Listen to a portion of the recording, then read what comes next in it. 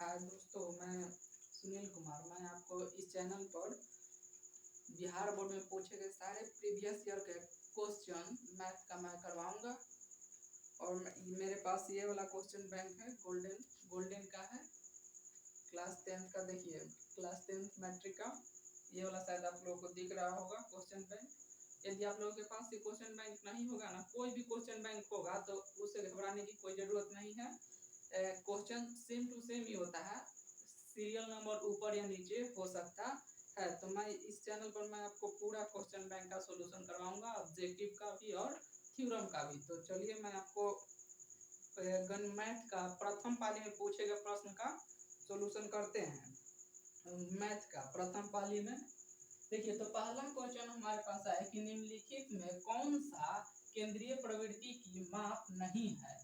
पहला क्वेश्चन है, निम्नलिखित में कौन सा केंद्रीय प्रवृत्ति का माप नहीं है।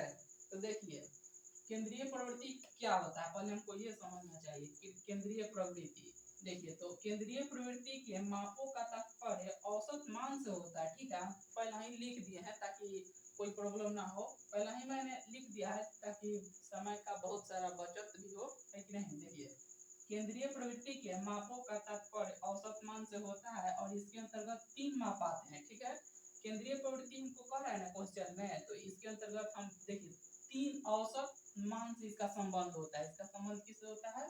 औसत मान से। देखिए, तो इसके अंतर्गत 3 मान आते हैं, वो माध्य, दूसरा हो गया माध्यिका और तीसरा हो गया बहुलक। तो माध्य, समांतर माध्य या माध्यमान एक ही को कहा जाता है, माध्य को ही, और दूसरा हो गया माध्यिका या माध्यांक एक ही को कहा जाता है, और तीसरा है बहुलक। तो ये तीनों है ना जो केंद्रीय प्रवृत्ति के माप होते हैं, ये तीनों केंद्रीय प्रवृत्ति के। अब इसका संबंध औसत से, तो औसत आप लोग समझते हैं कि औसत होता है क्या। औसत देखिए, औसत यदि कोई भी अंक दिया, मान लीजिए कोई भी दिया हुआ हो, 1 2 3 4, इसका औसत बोले ना तो कुछ नहीं करना है, बस इसको सबका जोड़ देना है, योग, इस सबको योग कर देना है, और इसके जितने भी ये अंक है टोटल नीचे लिख देना है। देखिए, 1 2 3 4, 4 हुआ तो 4 लिख देंगे, और इसको जोड़कर डिवाइड कर देंगे, 4 3 7 7 2 9 1 10, 10 बटा में 4, ये हमारा औसत निकल गया। तो औसत देखिए, तो औसत को ही हम माध्य भी बोल सकते हैं, इसको भी हम, औसत को भी हम माध्य बोल सकते हैं कि औसत और माध्य दोनों एक ही होता है। ठीक है, नाम अलग अलग है, उससे कोई दिक्कत नहीं है, औसत माध्य एक ही होता है। ठीक है, मैथ, सिर्फ मैथ में औसत और माध्य एक ही होता है। देखिए, तो ये वाला तो आप समझ गए कि हाँ ठीक है, केंद्रीय प्रवृत्ति का मान माध्य है, माध्य है, और क्योंकि इसका संबंध औसत से है। लेकिन सोचेंगे कि माध्यिका और बहुलक ये कैसे है। तो देखिए, एक फॉर्मूला होता है जो औसत से तीनों के मापों को दर्शा देता है। औसत देखिए, मैं आपको बताता हूँ, एक फॉर्मूला है जो तीनों को औसत से जोड़ देता है। ये तो पहले ही औसत है, माध्य है, इसमें तो कोई ये आंसर नहीं होगा, ये तो गलत है। तो देखिए, वो फॉर्मूला है, बहुलक बराबर में एक फॉर्मूला होता है, बहुलक बराबर में होता है 3 इंटू माध्यिका, ठीक है, और माइनस 2 इंटू माध्य। देखिए, तो यही हमारा फॉर्मूला होता है कि बहुलक बराबर में 3 इंटू माध्यिका माइनस 2 इंटू माध्य। देखिए, तो इस बहुलक का भी संबंध औसत से है, यदि हम यहाँ ये औसत है, और बहुलक का भी संबंध औसत से है। यदि हम माध्यिका को निकालें तो ये माइनस प्लस में आ जाएगा, बहुलक प्लस माध्य, इसका भी संबंध क्या चीज से है, तो औसत से है। तो देखिए, हमारा ऑप्शन में ये तीनों को छोड़कर और जो भी होगा ना उसको हम ऑप्शन में आंसर राइट कर दें, क्योंकि वही हमारा क्या होगा, आंसर होगा। देखिए, केंद्रीय प्रवृत्ति का मान, इसके अलावा ऑप्शन में भी आपको जो कुछ भी दिख जाए वो आपका आंसर टिक आउट कर देना, ये तीनों को छोड़ करके सिर्फ। तो हमारा ऑप्शन आंसर क्या होगा, डी, मानक विचलन। ठीक है, ये भी निकलता है, किस प्रकार से निकलता है क्वेश्चन में दिया गया है, तो मैं आपको जरूर बताऊंगा। और चलिए और आगे क्वेश्चन पर चलते हैं।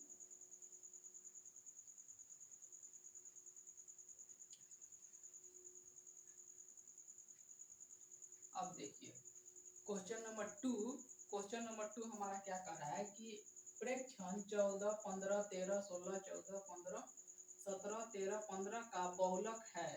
देखिए इसमें हमारा पूछ रहा है कि बहुलक कौन सा है। तो देखिए तो बहुलक क्या होता है, बहुलक अधिक बारंबारता वाला चर मान ही हमारा क्या होता है, बहुलक होता है। सबसे अधिक बारंबारता वाला चर मान जो होगा वही हमारा बहुलक होगा। तो आपको इसमें देख लेना है कि सबसे अधिक बार कौन सा है नंबर जो आया है वही अपना आंसर टिक कर दीजिएगा। देखिए 14 कितना बार आया है, तो एक बार, दो बार। 14 दो बार आया है। 15 एक बार, दो बार, तीन बार। 13 आया है एक बार, दो बार। ठीक है। और देखिए तो 15 हमारा सबसे अधिक बार आया है, एक, दो और तीन बार। 15 तीन बार आया है। 17 एक बार आया है। 14 दो बार आया है। 16 एक बार आया था। 15 हमारा सबसे अधिक बार आया। 15 कितना बार आया, तो तीन बार आया। और 14 आया कितना बार, दो बार। तो सबसे अधिक बार कितना हमारा 15 आया, तो 15 हमारा बहुलक आंसर होगा। ठीक है, चलिए अब चलते हैं तीसरा क्वेश्चन नंबर 3 पर।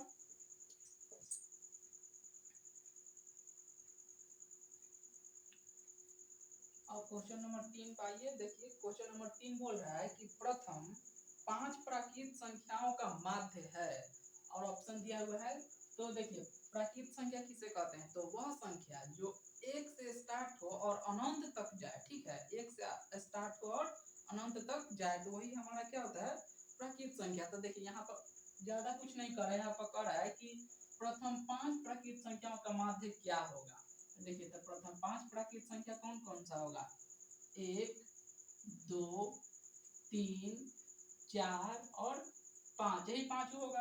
अब इसका माध्य निकाल देते हैं। माध्य आपको माध्य इसमें कुछ नहीं करना होता है, जितना भी संख्या दिया हुआ है उसका योग ऊपर लिख देते हैं। तो योग देखिए 1, 2, 3, 4, 5 और टोटल जितना भी अंक है ना उसको नीचे लिख देंगे। टोटल अंक देखिए 1, 2, 3, 4 पांचों है, तो 5 अंक नीचे लिख दिया 5। ठीक है, अब सबको जोड़ के भाग दे दीजिए। देखिए 5 4 9, 9 3 12, 13 14 15, 15/5 कट जाएगा हमारा 3 आंसर हो जाएगा। 3 आंसर। तो ऑप्शन में कौन है, बी। तो बी हमारा राइट आंसर। ठीक है, अब चलिए क्वेश्चन नंबर 4 पर आते हैं।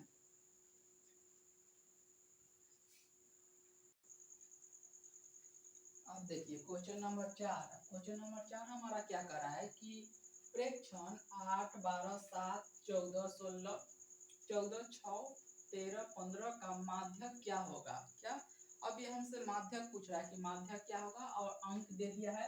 तो सबसे पहले आप क्या कीजिएगा कि सबसे पहले इसको आप आरोही, ठीक है, आरोही या अवरोही, आरोही या अवरोही क्रम में आप इसको पहले लिख दीजिएगा। आरोही क्रम यानी बढ़ते क्रम में। तो बढ़ते क्रम में सबसे छोटा अंक क्या है, 6, तो 6 लिखेंगे। उसके बाद 7 तो 7, फिर उसके बाद 8 है तो 8, फिर 12 है तो 12, फिर 13, 14, 15, इस सबको हम आरोही क्रम में लिख दिए। ठीक है, या आप चाहे तो इसको अवरोही क्रम में भी लिख सकते हैं। क्या, आरोही क्रम में भी लिख सकते हैं। देखिए आरोही क्रम में भी लिखिए, बढ़ते घटते, देखिए पहले लिखेंगे बढ़ते क्रम में लिख सकते हैं या घटते क्रम में लिख सकते हैं। दोनों से आप लिख सकते हैं, जो आपका मन वो लिख सकते हैं। अब देखिए इसमें माध्यक निकालने के लिए दो फॉर्मूला होता है। देखिए जब n का मान विषम हो, यानी कि ये नंबर है ना, ये गिनने पर यदि विषम आया, ये टोटल संख्या यदि विषम संख्या हो, तो माध्यक बराबर में फॉर्मूला लगाएंगे n+1/2 वहां पर, यानी कि यानी यहाँ मान लीजिए 6 आया, मान लीजिए यहाँ पर आ गया 7 है, 7 आ गया, तो 7 + 1 क्या होगा 8/2, तो चौथा पद ऐसे करके। अब देखिए जब n बराबर में सम संख्या हो तो माध्यक बराबर में 1/2 × n/2 पद प्लस n/2 प्लस 1वां पद। ये हमारा दो फॉर्मूला होता है। तो आइए देखते हैं इसमें कौन फॉर्मूला यूज होगा। तो सबसे पहले हम इस अंक को गिनेंगे, क्या अंक है 1 2 3 4 5 6 7। 7 है, n का मान कितना है हमारा, n का मान है हमारा 7, यानी कि नंबर होता है। n मतलब नंबर, संख्या। तो क्या वो संख्या है, तो 7 है। तो 7 हमारा क्या है, तो 7 हमारा विषम संख्या है। तो विषम संख्या है तो हमारा ये फॉर्मूला नहीं लगेगा, ये सम संख्या वाला फॉर्मूला है। तो इसको मिटा देते हैं और हम विषम संख्या वाला फॉर्मूला यूज करते हैं। देखिए तो ये आइए देखते यूज करते हैं। देखिए तो n प्लस 1/2 पद है तो n के मान के 7 हुआ है तो 7 प्लस 1/2 वहाँ पद हो जाएगा, ठीक है, कोई दिक्कत नहीं है। अब देखिए 7 प्लस 1 कितना हो गया 8/2 यानी कि 4 हो जाएगा, कटेगा तो चौथा पद यानी कि चौथा पद हमारा आंसर होगा। तो चौथा पद कौन सा है इसमें, देखिए इसमें देखिए 1 2 3 4 12 आ गया, तो 12 हमारा आंसर हो गया। आप चाहे तो इसमें भी गिन सकते हैं, ठीक है, अवरोही क्रम में भी 1 2 3 4 आ गया, दोनों में वही आंसर आएगा, सेम टू सेम, कोई दिक्कत नहीं है। 12 आ गया चौथा पद, तो चौथा पद हमारा 12, आंसर ऑप्शन में क्या है डी, तो डी हमारा आंसर हो गया, ठीक है। तो आगे चलते हैं क्वेश्चन नंबर 5 की ओर।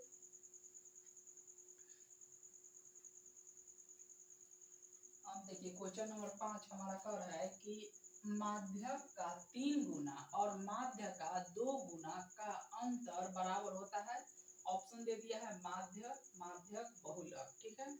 देखिए तो क्या कर रहा है क्वेश्चन कि माध्यक का 3 गुना, माध्यक का 3 गुना ना, तो माध्यक का 3 गुना तो लिखेंगे माध्यक, ठीक है, माध्यक का कितना 3 गुना और माध्य का 2 गुना, कोई माध्य है, ठीक है, और उसका 2 गुना का अंतर, अंतर का है, अंतर घटा बराबर होता है। देखिए तो ये फॉर्मूला बन गया, ठीक है, माध्य का 3 गुना माध्य का 2 गुना, ये एक बहुलक का फॉर्मूला होता है, ठीक है, बहुलक, इसके जरिए हम बहुलक को निकाला जाता है, ठीक है, इस फॉर्मूला के जरिए बहुलक को आगे यदि आप लोग पढ़े होंगे बुक तो जरूर आप लोग ये सब मालूम होगा, ठीक है। तो देखिए बहुलक ऑप्शन में हमारा बहुलक जो है वो आंसर हो जाएगा ये, ठीक है, कोई दिक्कत नहीं है। क्वेश्चन नंबर 6 की ओर चलते हैं। आइए दोस्तों क्वेश्चन नंबर 6 देखते हैं। देखिए तो क्वेश्चन नंबर 6 में हमारा बोल रहा है कि ए भुजा वाली समबाहु त्रिभुज का क्षेत्रफल क्या है। देखिए ए भुजा वाली समबाहु त्रिभुज का क्षेत्रफल, कोई एक समबाहु त्रिभुज है जिसका भुजा ए दिया हुआ है, ठीक है।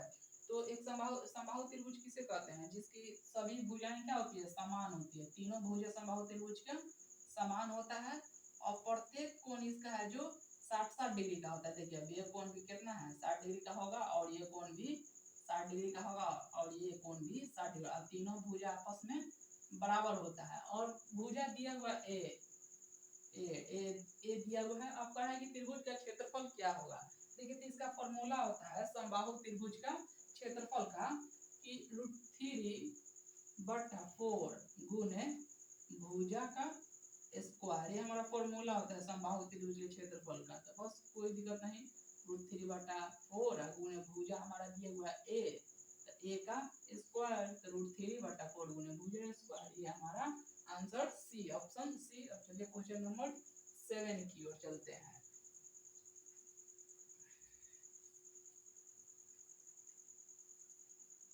तो दोस्तों क्वेश्चन नंबर 7 हमारा कह रहा है कि यदि वृत्त की परिधि और वर्ग का परिमाप दोनों 88 सेंटीमीटर के बराबर हो तो ऑप्शन ए कह रहा है कि वृत्त का क्षेत्रफल बराबर होगा वर्ग के क्षेत्रफल से, बी बोल रहा है कि वृत्त का क्षेत्रफल छोटा होगा वर्ग के क्षेत्रफल से, सी बोल रहा है कि वृत्त का क्षेत्रफल बड़ा होगा वर्ग के क्षेत्रफल से, कि इनमें से कोई नहीं। तो आइए हम इसको सॉल्यूशन करते हैं, कैसे बनेगा। देखिए कह रहा है कि वृत्त की परिधि और वर्ग का परिमाप दोनों 88 सेंटीमीटर है, ठीक है, यानी कि वृत्त की परिधि भी 88 सेंटीमीटर है और वर्ग का परिमाप भी 88 सेंटीमीटर है, तो इनमें से कौन सा सही होगा। तो आइए हम सॉल्यूशन करते हैं। पहले क्या करेंगे कि वृत्त की परिधि यदि दिया हुआ है 88 सेंटीमीटर, तो इसका पहले हमको रेडियस निकालना होगा, त्रिज्या, तब जाके फिर हम इसको वृत्त का क्षेत्रफल निकालेंगे और फिर वर्ग का परिमाप 88 सेंटीमीटर, यहाँ से त्रिज्या निकालेंगे और उसका क्षेत्रफल निकालेंगे, तो अपना ही पता चलेगा कि कौन बड़ा होगा और कौन छोटा होगा। तो आइए सॉल्यूशन करते हैं। देखिए तो वर्ग का पहले अलग अलग सॉल्यूशन कर लेते हैं। पहले वृत्त की परिधि एक बार निकाल लेते हैं, वृत्त की परिधि दिया हुआ है तो इसको लिख लेते हैं, परिधि कितना भी, पहले वृत्त की परिधि 88 सेंटीमीटर, 88 सेंटीमीटर, दोनों सेंटीमीटर में है। तब देखिए वृत्त की परिधि क्या होता है, वृत्त का परिधि का फॉर्मूला होता है 2πr, वृत्त की परिधि 2πr, तो 2πr देखिए 2πr 2 pi r is equal to 88 centimetre. देखिए तो 2 हो गया, 22 का मान 22/60 पाई का मान हो गया into r is equal to 88। ठीक है, अब देखिए काट देंगे इसको। अब 22 यानी कितने बार में, 4 बार में कटेगा, फिर 2 से ये 2 4 2 बार में, यानी कि आर बार में कितना आ गया, 7 दूनी 14 सेंटीमीटर। ठीक है, आर के मान कितना हो गया, 14 सेंटीमीटर। तो अब वृत्त का क्षेत्रफल हम निकाल लेते हैं। ठीक है, वृत्त का परिधि निकल गया, तब त्रिज्या मिल गया, तो वृत्त का क्षेत्रफल, क्योंकि यहाँ क्षेत्रफल पूछा है ना, तो वृत्त का क्षेत्रफल निकाल लेते हैं। तो वृत्त का क्षेत्रफल का फॉर्मूला होता है, कितना होता है वृत्त का क्षेत्रफल, पाई आर स्क्वायर। वृत्त का क्षेत्रफल कितना होता है, पाई आर स्क्वायर। ठीक है, तो पाई के मान कितना दिया हुआ है, 22/7, और त्रिज्या 14 भी निकाले, तो 14 × 14 कर देते हैं, कोई दिक्कत नहीं होगा, 7 दूनी 14। ठीक है, अब इसको गुना करके लिख लेते हैं। गुना करेंगे तो कितना आएगा, देखिए पहले इसी से कर देते हैं, 14 दूनी 28 की 8, हाथ में 2, 14 दूनी 28, 2930। ठीक है, इंटू 2, यानी कितना हो गया, 8 दूनी 16, 3 दूनी 6, 8 दूनी 16। ठीक है, 616 सेंटीमीटर स्क्वायर। ठीक है, अब निकाल लेते हैं हम किसका, तो अब वर्ग का निकाल लेते हैं। देखिए वर्ग का परिमाप भी दिया हुआ है इतना ही, तो वर्ग का परिमाप, देखिए तो वर्ग का परिमाप दिया हुआ है, परिमाप 88 सेंटीमीटर। दोनों सेम ही दिया हुआ था। ठीक है, क्वेश्चन दोनों सेम था, परिधि भी और वर्ग का परिमाप दोनों में सेम ही दिया हुआ था, 88 सेंटीमीटर। देखिए तो वर्ग का परिमाप क्या होता है, फॉर्मूला इसका होता है 4 × भुजा, 4 × भुजा होता है। अब देखिए अब इसको हम निकाल लेते हैं, भुजा यहाँ से कितना निकलेगा, काट देते हैं, ये कटेगा, 4 दूनी 8, 22 बार में, 22 बार में। अब वर्ग का क्षेत्रफल, अब देखिए वर्ग का क्षेत्रफल हमें निकालना है ना, तो इसलिए वर्ग का क्षेत्रफल कितना होगा, वर्ग का क्षेत्रफल इज इक्वल टू भुजा स्क्वायर। तो भुजा फॉर्मूला होता है भुजा स्क्वायर, तो भुजा 22 है, तो 22 का स्क्वायर कर देंगे, तो कितना हो जाएगा, 4 2 4 4 दूनी 8 2 के 4, 484 कितना हो गया सेंटीमीटर स्क्वायर। देखिए तो अब ये दोनों में से हमको देखना है कि कौन बड़ा है, छोटा है या बराबर है। देखिए तो वृत्त की परिधि कितना आया, 616 सेंटीमीटर स्क्वायर। अब ये और वर्ग का कितना आया, तो इतना सेंटीमीटर स्क्वायर, 484 सेंटीमीटर स्क्वायर। देखिए तो पहला ऑप्शन क्या कर रहा है कि वृत्त का क्षेत्रफल बराबर है वर्ग का क्षेत्रफल से। देखिए तो वृत्त का क्षेत्रफल इतना है, वर्ग का क्षेत्रफल इतना है, तो क्या ये दोनों एक दूसरे के बराबर है, तो नहीं, बराबर नहीं है, गलत है। अब देखिए कह रहा है कि वृत्त का क्षेत्रफल छोटा है वर्ग का क्षेत्रफल से, यानी कि वर्ग का क्षेत्रफल बड़ा है, यानी कि क्या है, ये बड़ा है, नहीं गलत है, ये बड़ा है। तो अब ऑप्शन सी कह रहा है ना कि वृत्त का क्षेत्रफल ग्रेटर वर्ग का क्षेत्रफल। देखिए तो वृत्त का क्षेत्रफल ग्रेटर है वर्ग के क्षेत्रफल से, बिल्कुल सही है। देखिए वृत्त का क्षेत्रफल हमको बड़ा है और वर्ग का क्षेत्रफल छोटा है, तो इसलिए ऑप्शन हमारा सी सही हो जाएगा, बिल्कुल सही। ठीक है, ये दोनों ऑप्शन गलत हो जाएगा। तो ये चलते हैं क्वेश्चन नंबर 8 की ओर। समझ गए होंगे, नहीं समझ में आया होगा तो कमेंट करके आप पूछ सकते हैं, हम आपको बता सकते हैं फिर से।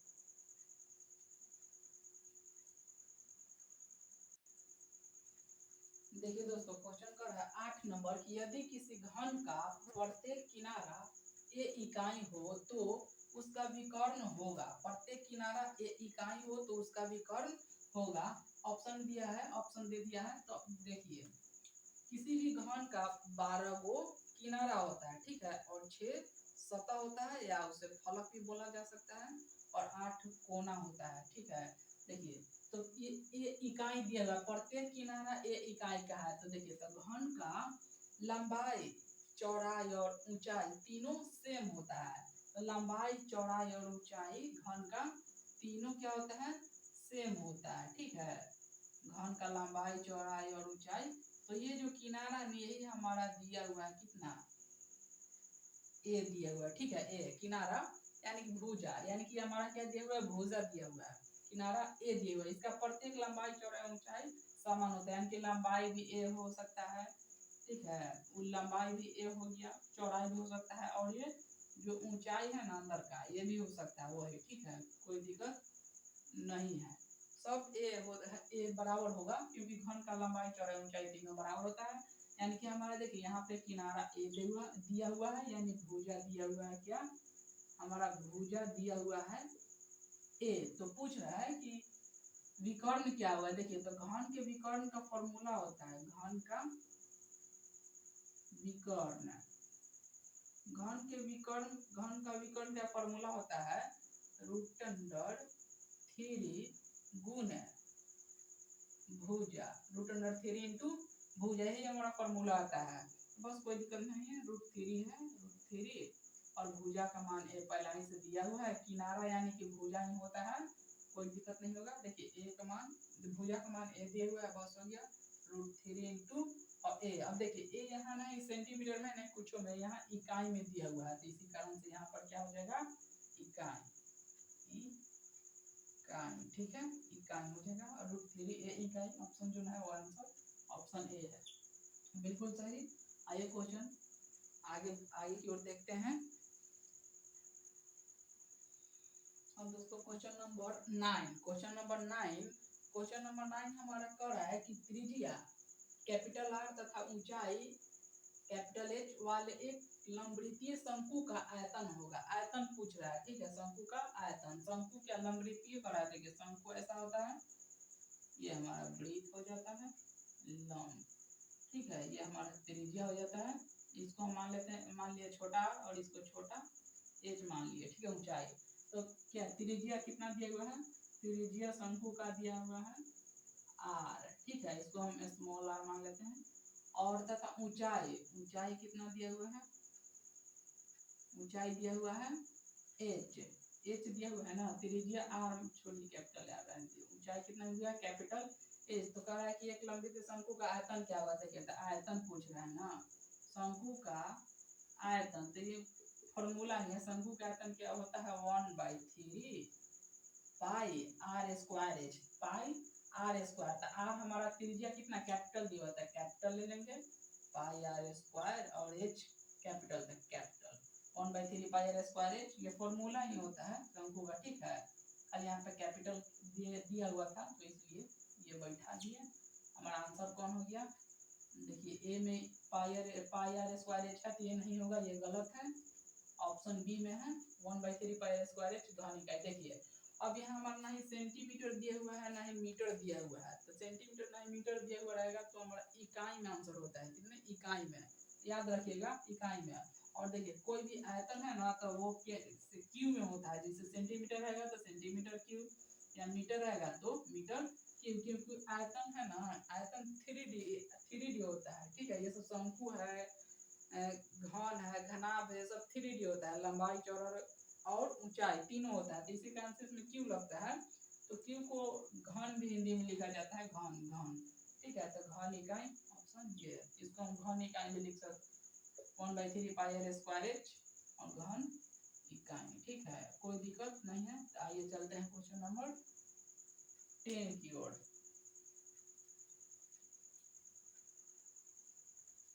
हम देखिए क्वेश्चन नंबर 10 हमारा कर रहा है, क्वेश्चन नंबर 10 की यदि दो वृत्त के क्षेत्रफल का अनुपात 4:25 है तो उनकी त्रिज्याओं का अनुपात क्या होगा, ठीक है। देखिए तो इसको आसान है, कोई दिक्कत नहीं इसमें है सोल्यूशन। दो वृत्त के क्षेत्रफल का अनुपात दिया हुआ है, कि मान लीजिए पहला वृत्त का क्षेत्रफल क्या है, पहला वृत्त का क्षेत्रफल ब्रॉड में पाई आर स्क्वायर, वृत्त के क्षेत्रफल पाई आर स्क्वायर होता है, और पहला वृत्त है तो मान लिया R1, ठीक है, और दूसरा वृत्त का क्षेत्रफल, दूसरा वृत्त का क्षेत्रफल, ठीक है, दूसरा वृत्त का क्षेत्रफल मान लेते हैं, फॉर्मूले होता है पाई आर स्क्वायर और R2 मान लेते हैं, ठीक है, तो R1 R2। देखिए तो इसका अनुपात हमारा दिया हुआ है, ठीक है, पहला वृत्त का क्षेत्रफल और दूसरे वृत्त के क्षेत्रफल का अनुपात हमारा दिया हुआ है। दो वृत्त का है ना कि दो वृत्त के क्षेत्रफलों का अनुपात है, तो वो हमारा दिया हुआ है, तो कोई दिक्कत नहीं है। इसको हम क्या करते हैं कि पहला वृत्त के क्षेत्रफल कितना है, पाई R1 स्क्वायर और पाई R2 स्क्वायर, ठीक है, तो इसको हम लिख लेते हैं, ठीक है, अनुपात दिया हुआ कितना 4:25, तो पहला वृत्त और दूसरा वृत्त के 4 अनुपात को हम बट्टा में लिख सकते हैं, आराम से लिखिए 4 25 हो गया। अब देखिए अब काट देते हैं, पाई से पाई खत्म। अब ये हमारा पूछा ना कि त्रिज्या के अनुपात क्या होगा, तो कोई दिक्कत नहीं। देखिए पाई से पाई खत्म, देखिए r1 बटा में r2 बच गया, ठीक है। इसका स्क्वायर, दोनों का स्क्वायर का स्क्वायर 4 बटा में 25। अब देखिए कोई दिक्कत ना है। अब क्या होगा कि देखिए r1 और r2 है, r1 बटा में r2 और स्क्वायर को इधर रूट में हम भेज देते हैं, तो 4 बटा कितना है 25 है, इसके अंडर में आ जाएगा 4 बटा 25। r1 बटा में r2 कितना हो जाएगा 2 निकलेगा बाहर बटा में 5, यानी कि r1 अनुपात r2 बराबर कितना हो जाएगा 2 अनुपात 5 हमारा आंसर हो जाएगा। त्रिज्याओं का अनुपात क्वेश्चन पूछ रहा था कि त्रिज्याओं का अनुपात क्या होगा, दो वृत्त के क्षेत्रफलों का अनुपात दिया हुआ है, तो दो वृत्त के क्षेत्रफल के अनुपात से हम त्रिज्या के अनुपात निकाल लिए, काम खत्म, 2 अनुपात 5 आंसर। चलिए क्वेश्चन नंबर 11 की ओर चलते हैं, ऑप्शन डी आंसर। दोस्तों आज हम ये 10 तक ही छोड़ देते हैं और नेक्स्ट वीडियो में हम इसको आगे सॉल्यूशन करेंगे, 10 से आगे 11 से, ठीक है। और हमारे पास ये वाला क्वेश्चन बैंक है, देखिए यदि दिख रहा होगा तो देखिए, और यही वाला इसी का लाइन बाय लाइन हम सॉल्यूशन करेंगे ऑब्जेक्टिव से लेके पूरा थ्योरम तक। और जो कि 2022 में 100 ऑब्जेक्टिव आया था, तो 100 वो करेंगे, अभी 10 किए हैं और बाद में और करेंगे, नेक्स्ट वीडियो में आगे करेंगे। और ये घबराने की कोई जरूरत नहीं है, यदि आपके पास दूसरा क्वेश्चन बैंक हो, ये वाला क्वेश्चन बैंक नहीं हो, दूसरा हो, तो कोई दिक्कत नहीं है। 2022 के प्रथम पाली के मैथ के निकालिएगा तो दम यही मिलेगा, कुछ सीरियल नंबर ऊपर नीचे होगा, उससे कोई दिक्कत नहीं है, लेकिन यही क्वेश्चन रहेगा, ठीक है। और आपको यदि इस बार एग्जाम 2023 में आपको देना है, तो आप ये देख सकते हैं, आपके लिए बहुत फायदेमंद रहेगा एग्जाम की दृष्टि से। आप एग्जाम में बहुत हेल्प मिलेगा इससे, आप लोग देखिएगा इससे। यदि आपको एग्जाम देना हो तो इस बार 2023 में यदि आपको एग्जाम देना हो मैट्रिक का, तो देखिएगा बहुत फायदे, बहुत मिलता जुलता भी है क्वेश्चन, बैंक से बहुत क्वेश्चन आता है, तो ठीक है। नेक्स्ट वीडियो मिलते हैं, इससे आगे क्वेश्चन हम सोल्यूशन करेंगे दोस्तों। जय हिंद।